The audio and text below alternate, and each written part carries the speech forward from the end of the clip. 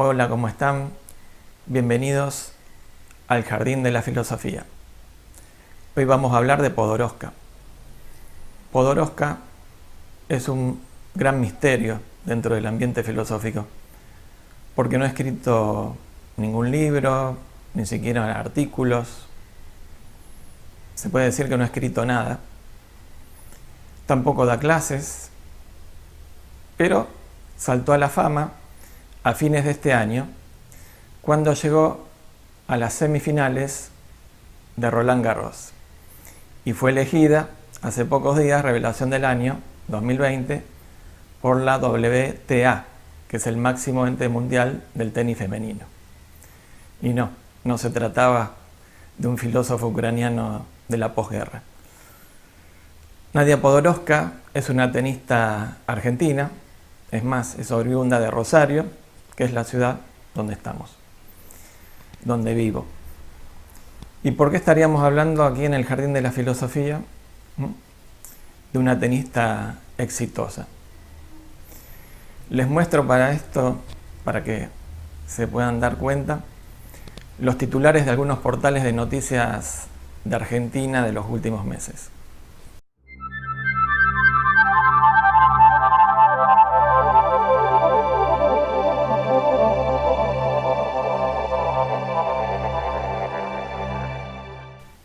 Curioso, ¿no?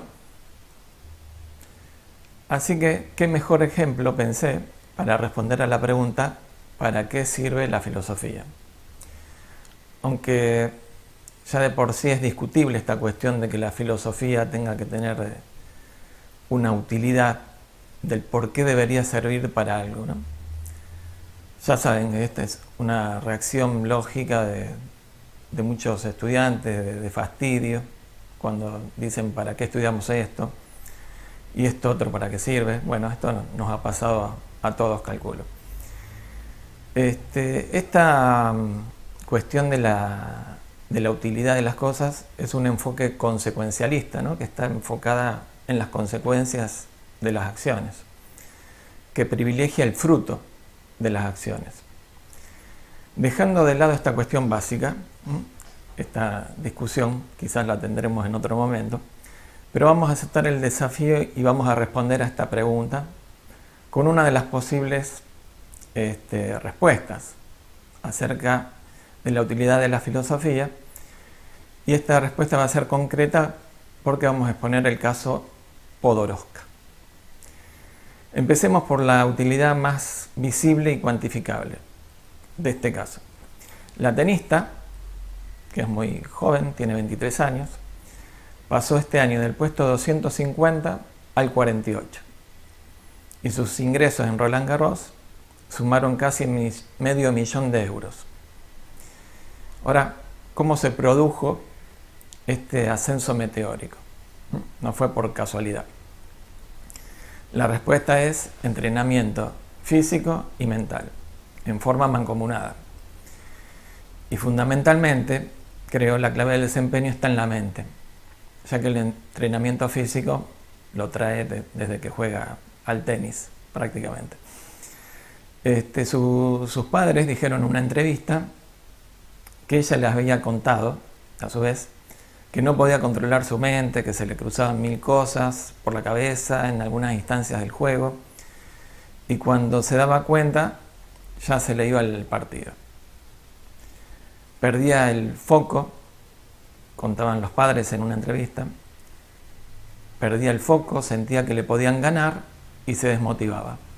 Esto no es algo exclusivo de Podoroska, sino que le ha pasado a cualquier jugador, tanto profesional como no profesional. Nadia Podoroska dijo en una entrevista que me ha hecho muy bien empezar a trabajar con un entrenador mental, que va del lado del budismo zen, que me ha dado un montón de lecciones, como sacar el contexto de la instancia en la que estoy jugando. No agarrar excusas, como puede ser el viento o las pelotas. Pude seguir siendo positiva en el presente, aprovechando cada pequeña oportunidad. Las he aprendido del lado del zen, Parece medio loco decirlo y contarlo, pero son cosas que he aprendido en estos tiempos. La afiliación de Podoroska con la filosofía no termina ahí, en lo que atañe al puro entrenamiento tenístico, sino que ella también sigue al popular filósofo local Darío Stanishreiber. Es un apellido prácticamente imposible de pronunciar. Yo se los digo porque lo busqué cómo se pronunciaba, si no, no hubiera podido. Este filósofo argentino, ¿no? Y también sigue la serie, o seguía la serie española del profesor de filosofía Merlí, tan conocida. Y en las semanas previas a Roland Garros, contó Nadia que ha leído La Sociedad del Cansancio, del filósofo de origen coreano Byung-Chul Han, que ha desarrollado toda su carrera en Alemania y enseña en Alemania. Esta obra, La Sociedad del Cansancio, se relaciona completamente con la profesión de Podoroska. Así que vamos a detenernos brevemente en esta obra. La tesis principal de La Sociedad del Cansancio es que la sociedad occidental está sufriendo un silencioso cambio de paradigma, un exceso de positividad que está conduciendo a una sociedad del cansancio. Según el autor, toda época tiene sus enfermedades emblemáticas. Por ejemplo, hay una época que está definida por la enfermedad de origen bacterial, que se superó con la invención del antibiótico.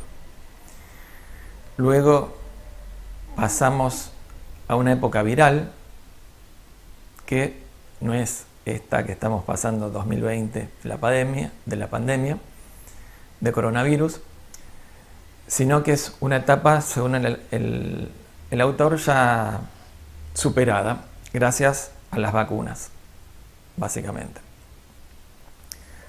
Ya que por más radical que haya sido la pandemia de coronavirus, no define el momento actual en ese sentido. El comienzo del siglo XXI, desde este punto de vista, marcaría una época neuronal, o sea que todas las enfermedades, o la enfermedad por excelencia, es de origen neuronal, donde patologías como la depresión, el trastorno por déficit de atención, con hiperactividad, el trastorno límite de la personalidad, o el síndrome de desgaste ocupacional, esto que lo conocemos cuando decimos estoy quemado, que se nos ha derretido el cerebro con la actividad. Todas estas patologías se constituyen como los nuevos desafíos. Estas enfermedades no son infecciones, no constituyen una amenaza de un ente externo o un otro, digamos, negativo que está ahí afuera que amenaza nuestra propia integridad. No es un ente que nos niega, ¿no? Entonces, la enfermedad actual está determinada por la positividad, mejor dicho, un exceso de positividad. Ese exceso se define como autoexplotación. Mientras que los sistemas sociales anteriores propugnaban el control y la explotación de sus integrantes, hoy somos nosotros mismos quienes nos explotamos. Nos exigimos más y más para conseguir las metas individuales autoimpuestas, aparentemente autoimpuestas. Esto también es discutible. Todo es discutible. El resultado de esta autoexplotación es el cansancio, algo que todos conocemos. El dolor de la época no pasa por la sensación desagradable captada por las terminales nerviosas, sino que es incluso indoloro en ese sentido. La sociedad actual es un sistema de rendimiento. El sujeto hoy es un sujeto de rendimiento. La violencia no va dirigida a exterminar lo otro, o sea, al enemigo, la amenaza, sino que es positiva. Produce un sobrecalentamiento del yo como resultado de la autoexplotación. Es inmanente al sistema, porque no es externo. No existe la distancia para que podamos percibirlo. Es, en ese sentido, invisible. Se pasa del yo debo, entonces, al yo puedo.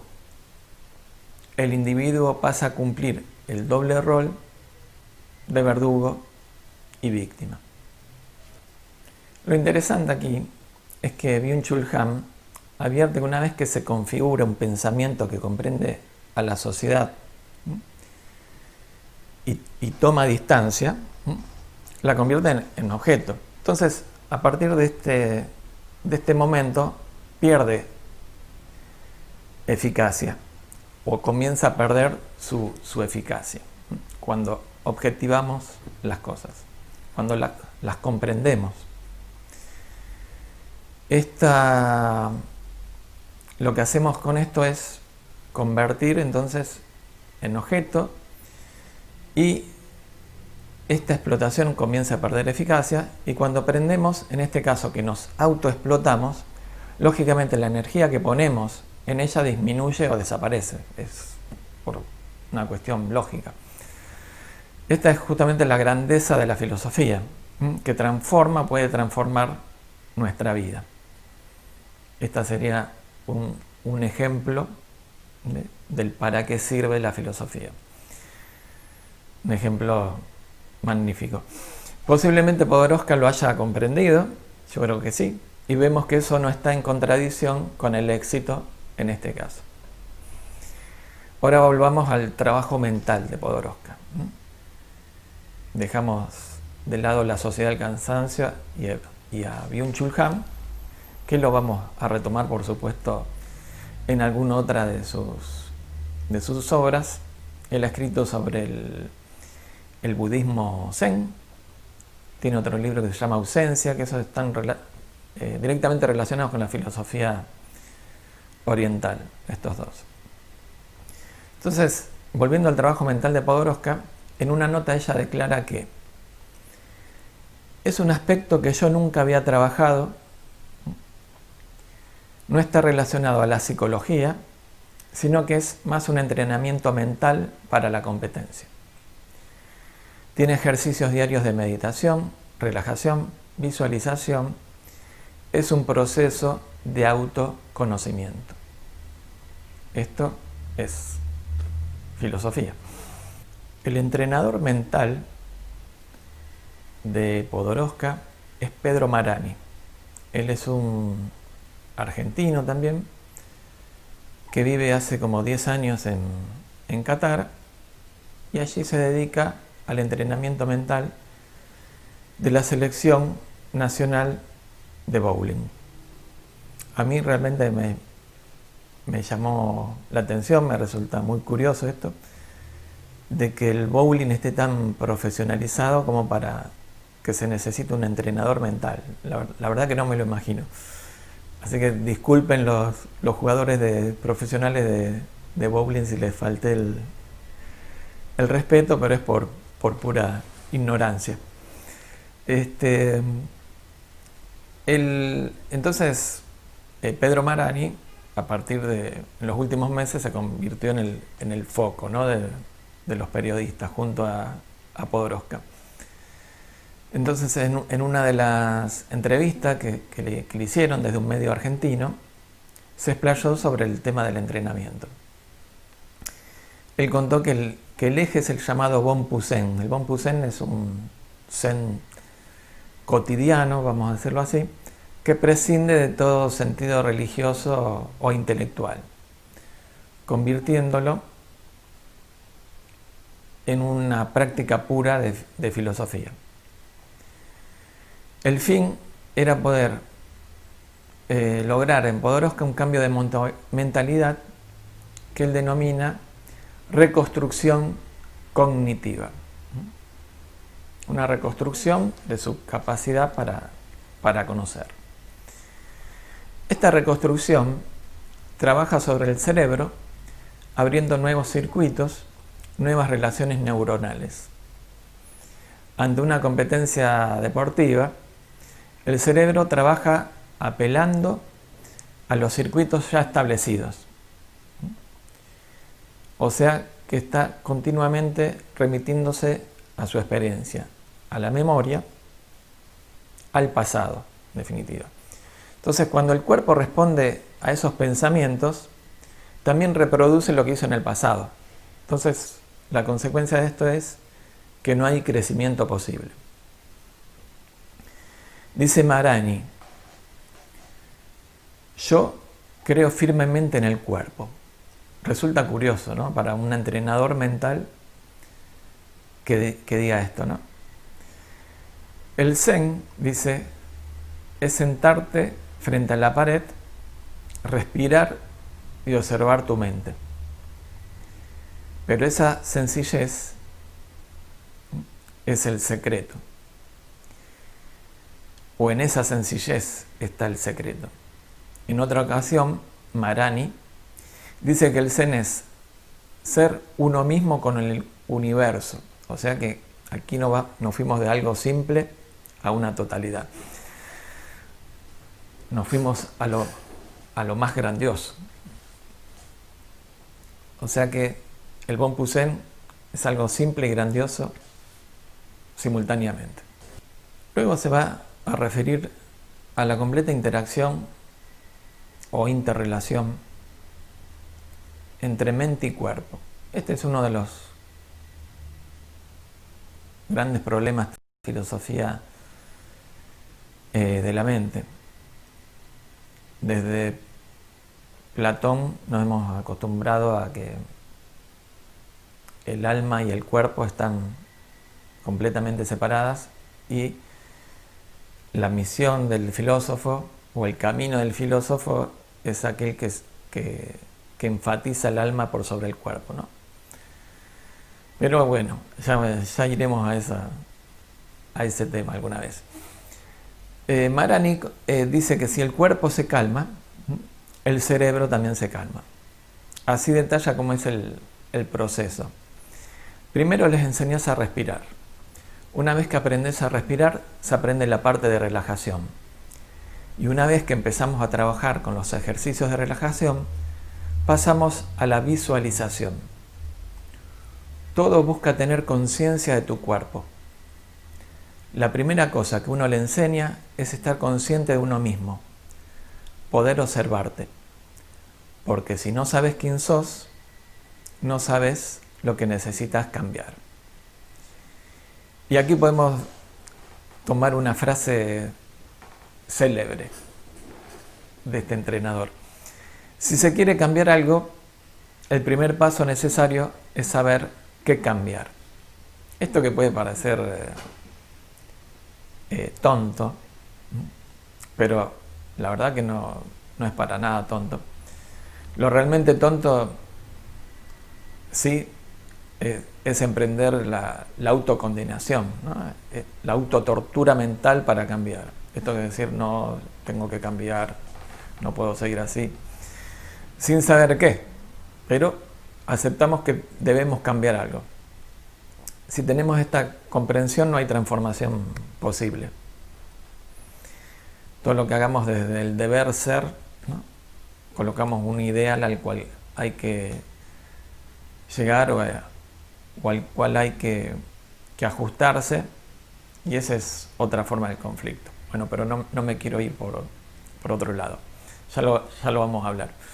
Entonces, de esta forma, también con esta cuestión de que uno debe cambiar, así terminan muchas parejas, también muchos gobiernos, aunque tengan buenas intenciones, pero si no se comprende realmente por dónde pasa la cosa, la transformación, el cambio no es posible. O sea que se pasa de un proceso fisiológico necesario para la vida, como es la respiración, pasando luego por la relajación, se va introduciendo a los aspectos que son puramente mentales, al conocimiento de lo que pensamos, del cómo pensamos. Lo importante entonces en esta etapa del proceso es la visualización. Visualizando su juego claramente y fluidamente es que logra transformar las futuras respuestas al juego. Y finalmente viene la introspección, la autoobservación, aislarse de lo externo momentáneamente, ya que el resultado externo proviene de la seguridad y la confianza internas, no es al revés. Ganar no produce la confianza. La confianza produce el triunfo. El éxito de Podoroska al llegar a semifinales de Roland Garros no debería afectar la práctica interior. Continúa hablando así su entrenador. Nada debería cambiar. Es el ego el que puede tener problemas ahora. Que empiece a hacer números, cuentas, y eso hay que sacárselo de encima. Si ella llegó a este lugar con una forma de trabajar, lo único que hay que hacer es seguir trabajando de la misma manera. ¿A dónde puede llegar? No lo sé. Pero ella tiene que seguir trabajando de la misma manera. Y con respecto a la etapa de visualización del proceso, Marani comenta lo siguiente. La neurociencia enseña que el cerebro no distingue entre lo que está pasando y lo que no, lo que es real o no.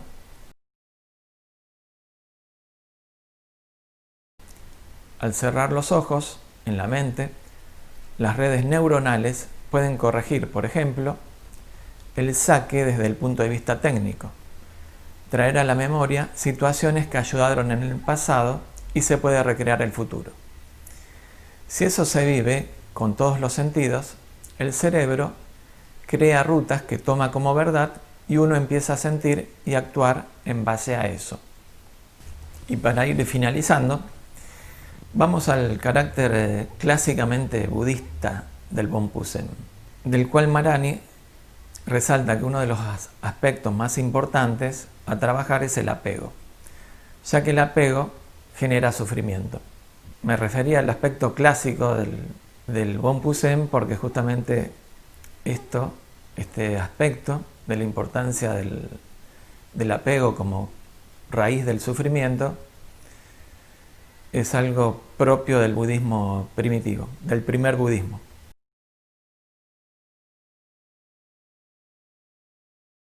Dice Marani que el apego más grande es a la propia vida y saber que se va a terminar, que en algún momento vamos a morir.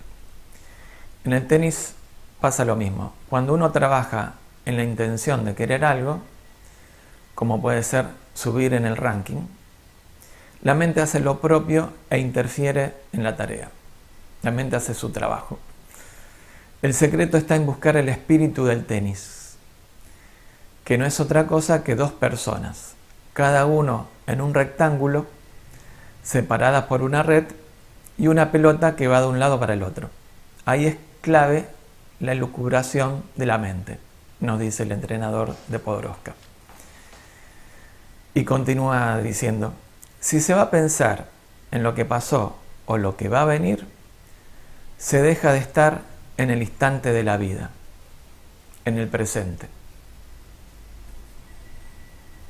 Y lo único que existe es el presente, aquí y ahora. Así que eso es todo por hoy. De esto se puede discutir muchísimo. Hay muchos aspectos, la relación mente y cuerpo, la neurociencia, esta cuestión que vimos del budismo, de la raíz del sufrimiento, o sea que está todo. Pero bueno, no podemos estar 2 días acá hablando, así que lo vamos a retomar en futuros videos. Pero por ahora disfrutemos del presente. No dejen para mañana lo que puedan hacer hoy. Por ejemplo, no sé, se me ocurre, se pueden suscribir ahora, para que lo van a dejar para mañana. Nada más que eso. Que tengan un buen día. Paz a todos los seres.